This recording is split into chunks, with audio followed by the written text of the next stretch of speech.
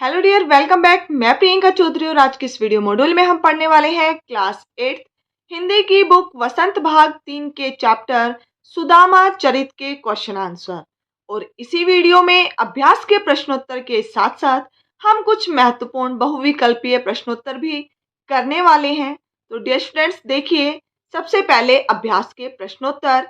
और हमारा पहला क्वेश्चन है, सुदामा की दीन दशा को देखकर श्री कृष्ण की क्या मनोदशा हुई, अपने शब्दों में लिखिए। आंसर देखिए, सुदामा की दीन दशा को देखकर श्री कृष्ण अत्यंत दुखी हो गए। दूसरों पर दया करने वाले श्री कृष्ण उनकी दयनीय दशा को देखकर स्वयं ही फूट फूट कर रो पड़े। उन्होंने सुदामा के पैर धोने के लिए न तो परात को हाथ लगाया और न ही पानी को, अपितु अपने आंखों के आंसुओं से ही उनके पांव धो दिए। सेकंड क्वेश्चन है, पानी परात को हाथ छुयो नहीं, नैनन के जल सो पग धोए। पंक्ति में वर्णित भाव का वर्णन अपने शब्दों में कीजिए। आंसर देखिए, इस पंक्ति में श्री कृष्ण का अपने अभिन्न मित्र सुदामा के प्रति गहरा प्रेम व्यक्त हुआ है। जब श्री कृष्ण ने अपने बाल सखा मतलब बचपन के दोस्त सुदामा की दयनीय दशा देखी तो वे बहुत दुखी हुए। ऐसे में वे सुदामा के पैर पानी से धोने की अपेक्षा अपने आंखों के आंसुओं से ही धो देते हैं। यह उनका सुदामा के प्रति प्रेम भाव है जो आंसू बनकर सामने आता है। क्वेश्चन थर्ड है, चोरी की बान में हो जू प्रवीणे। तो बेटा क्वेश्चन थर्ड का क्या है, उपर्युक्त पंक्ति मतलब ये चोरी की बान में हो जू प्रवीणे, ये पंक्ति कौन किससे कह रहा है? तो हमारा आंसर होगा यह पंक्ति। कौन सी पंक्ति? चोरी की बान में हो जो प्रवीणे, यह पंक्ति श्री कृष्ण सुदामा से कह रहे हैं। क्वेश्चन थर्ड का ख है, इस कथन की पृष्ठभूमि स्पष्ट कीजिए। आंसर देखिए, जब सुदामा श्री कृष्ण को अपनी पत्नी द्वारा भेजी गई चावलों की पोटली नहीं देते, तब उन्होंने कहा कि तुम चोरी करने में बहुत निपुण हो। वे कहते हैं कि तुम अब भी बचपन की भांति वस्तुओं को चुराकर अकेले ही खाना चाहते हो। थर्ड का ग है, इस उपालंब अर्थात शिकायत के पीछे कौन सी पौराणिक कथा है? आंसर है, इस उपालंब के पीछे द्वापर युग में घटी सुदामा एवं श्री कृष्ण के बीच की कथा है। जब श्री कृष्ण और सुदामा संदीपन ऋषि के आश्रम में पढ़ते हैं, तब एक दिन गुरु माता ने दोनों को चने देकर जंगल में लकड़ी तोड़कर लाने को भेजा और कहा, जब भूख लगे तो आपस में बांटकर खा लेना। दोनों जंगल में लकड़ियां काटने चले गए। कुछ ही समय में वर्षा होने लगी। दोनों पत्तों की ओट में छिपकर बैठ गए। दोनों को सर्दी लग रही थी और दोनों भूखे भी थे। इतने में सुदामा बिना कृष्ण को बताए चने चबाने लगा। श्री कृष्ण को जब चने चबाने की आवाज सुनाई दी तो उन्होंने सुदामा से पूछा कि क्या खा रहे हो? सुदामा ने झूठ बोलते हुए कहा कि मैं चने नहीं खा रहा, बल्कि ठंड के कारण मेरे दांत कटकटा रहे हैं। अब भी सुदामा ने चावलों की पोटली को बगल में दबाया हुआ था, इसलिए श्री कृष्ण ने उसे चोरी करने का उपालंब अर्थात उल्हाना या शिकायत दी थी। नेक्स्ट क्वेश्चन है, द्वारका से खाली हाथ लौटते समय सुदामा मार्ग में क्या क्या सोचते जा रहे थे? वह श्री कृष्ण के व्यवहार से क्यों खींच रहे थे? सुदामा के मन की दुविधा को अपने शब्दों में प्रकट कीजिए।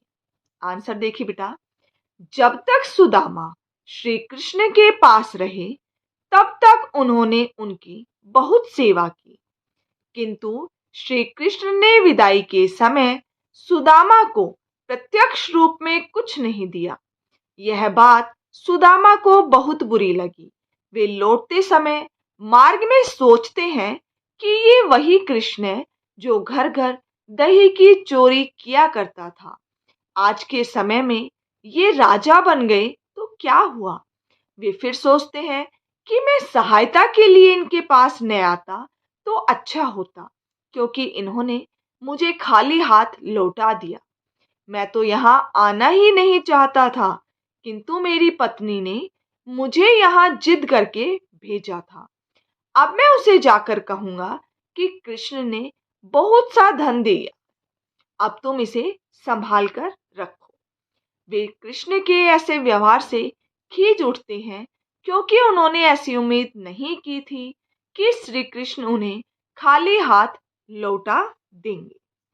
अब है क्वेश्चन नंबर 5। अपने गांव लौटकर जब सुदामा अपनी झोपड़ी नहीं खोज पाए, तब उनके मन में क्या क्या विचार आए, कविता के आधार पर स्पष्ट कीजिए। आंसर है, द्वारका से लौटकर सुदामा जब अपने गांव वापस आए तो अपनी झोपड़ी के स्थान पर बड़े बड़े भव्य महलों को देखकर सबसे पहले तो उनका मन भ्रमित हो गया कि कहीं मैं घूम फिर कर वापस द्वारिका ही तो नहीं चला आया। फिर सबसे पूछते हुए अपनी झोपड़ी को ढूंढने लगते हैं।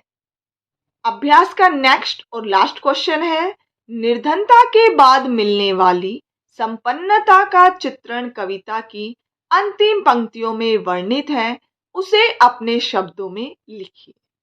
आंसर देखिए, यद्यपि श्री कृष्ण ने सुदामा को प्रत्यक्ष रूप में कुछ नहीं दिया, किंतु जब सुदामा अपने गांव में जाकर देखता है तो वहां सब कुछ बदल गया था।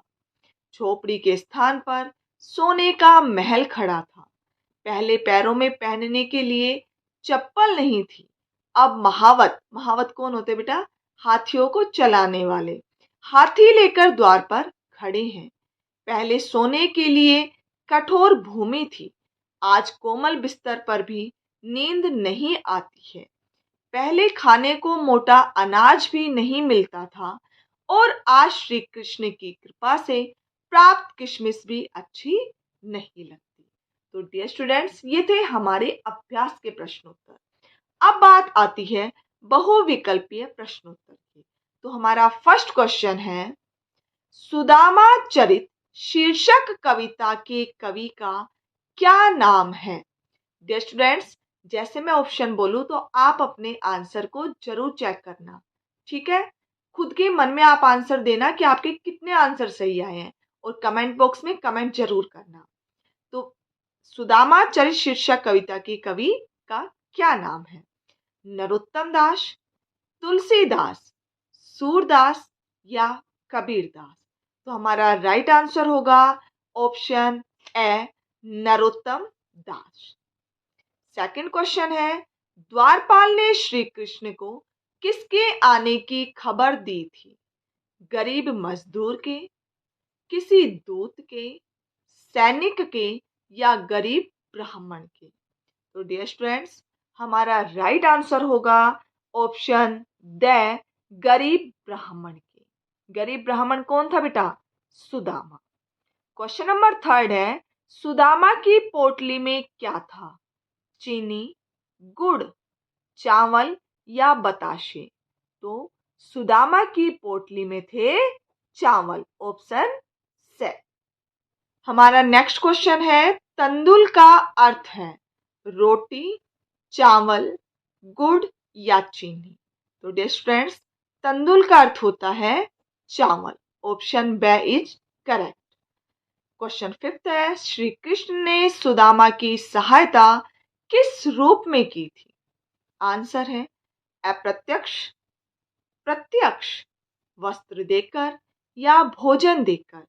तो डियर स्टूडेंट्स, हमारा राइट आंसर होगा ऑप्शन ए, अप्रत्यक्ष रूप से। क्वेश्चन 6 है, सुदामा चरित कविता किस भाषा में रचित है? ब्रज में, संस्कृत में, अवधी में या राजस्थानी में? तो हमारा राइट आंसर होगा ऑप्शन ए, ब्रज भाषा में। नेक्स्ट है, बचपन में सुदामा और श्री कृष्ण को चने किसने दिए? गुरुजी ने, यशोदा ने, राजा ने या गुरु माता ने? तो बचपन में सुदामा और श्री कृष्ण को चने गुरु माता ने दिए। नेक्स्ट और लास्ट क्वेश्चन है, श्री कृष्ण बचपन में घर घर जाकर किस वस्तु की चोरी करते फिरते थे? दूध की, भोजन की, दही की या खीर की? तो हमारा राइट आंसर होगा ऑप्शन से, दही की।